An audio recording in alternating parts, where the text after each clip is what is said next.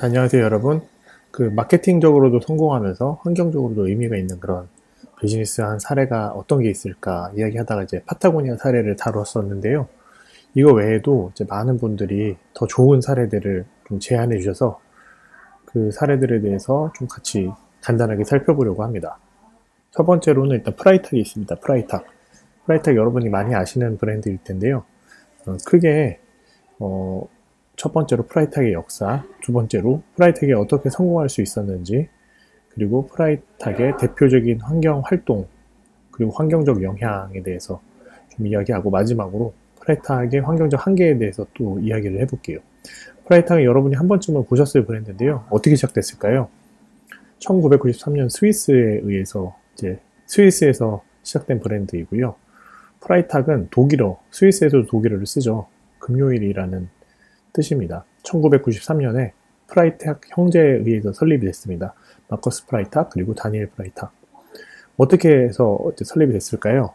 이 두 형제가 매일 자전거를 타고 다녔는데 스위스 지리의 기후 특성상 매번 느닷없이 소나기가 내렸다고 해요. 그러다 보니까 가방은 물론이고 그 안에 있는 물건들이 항상 젖은 거죠. 비가 오니까. 그래서 방수 기능도 있고 실용적이고 멋스러운 튼튼한 가방이 필요했다고 합니다. 그러다가 이 형제가 어느 날 도로에 다니는 트럭을 발견했습니다. 근데 그 트럭의 덮개가 색깔이 다양하다는 것을 보고서 이제 생각을 떠올린 거죠. 그래서 그 천으로 직접 가방을 만들게 되었고, 이제 그러다 보니 이제 트럭의 덮개 소재, 또 버려진 자전거 튜브, 안전벨트 이런 것을 활용해서 메신저 백을 만들자. 이렇게 해서 이제 프라이탁이 시작됐습니다. 이것이 바로 프라이탁의 시작이고요. 자, 이제는 프라이탁의 성공 비결. 첫 번째, 바로 희소성입니다. 여기 보시면은 모든 가방이 세상에 유일무이합니다. 현수막을 자르다 보니까, 또 트럭천을 자르다 보니까 그때그때 색상과 디자인이 다 달라요. 각기 다른 디자인과 한정판. 이런 것이 바로 고객의 구매욕을 자극하고 세상에 단 하나뿐이다. 이런 것 때문에 자부심, 또 자신의 개성을 드러내는데 큰 역할을 해줍니다. 사실은 생각보다도 가격이 높아요. 가격이 높은데 실질적인 구매가 어려울 수 있죠. 하지만 반대로 생각해보면 오히려 그렇기 때문에 부러움도 자아내고 더 가지고 싶은, 돈을 조금이라도 모아서 이왕 살 거면 이 가방을 사게 되는 그런 욕구를 자극하게 됩니다. 두 번째는 이제 환경보호죠. 이제 미닝아웃이라는 요즘 소비자들의 현상이 있는데, 미닝아웃이라는 뜻은 이제 신념을 말하는 미닝과 또 아웃은 이제 나를 표현한다는 그런 말의 미닝 아웃의 합성어인데요. 일종의 나를 표현하는, 나의 신념을 표현하는 소비로서의 행동을 보여주는, 즉 자기의 정치적인 혹은 사회적인 신념을 잘 드러내는 소비 행위를 말하는 소비자들의 경향을 말하는데요. 바로 이런 것들을 사람들이 섹시하다고 생각하는 거죠. 이게 바로 프라이탁이 자신만이 가지고 있는 디자인을 통해서 나는 환경도 생각하는 사람이고 이런 나의 개성과 또 약간은 비싼 값을 지불하더라도 나의 정체성, 개성을 잘 드러내고 환경도 지키는 그런 나의 성향을 드러내는 가방이다. 나 이런 사람이야 라는 것을 보여주는 미닝아웃의 아주 좋은 사례이다 라고 하는 겁니다. 자, 그렇다면은 프라이탁의 대표적인 환경 활동은 어떤 게 있을까요? 파타고니아가 그랬듯이 프라이탁도 블랙 프라이데이 때 세일을 하지 않고 오히려 교환을 권장하는 캠페인을 진행합니다.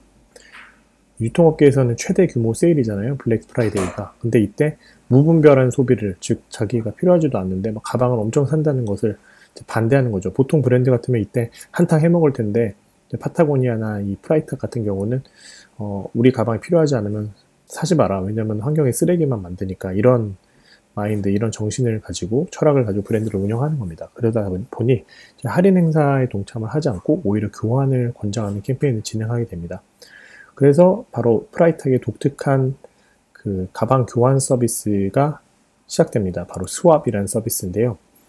이 블랙 프라이데이 때는 글로벌 온라인 스토어의 문을 닫고 쇼핑 플랫폼인 스왑을 통해서 거래를 하게 합니다. 스왑은 쇼핑 without any payment의 약자예요.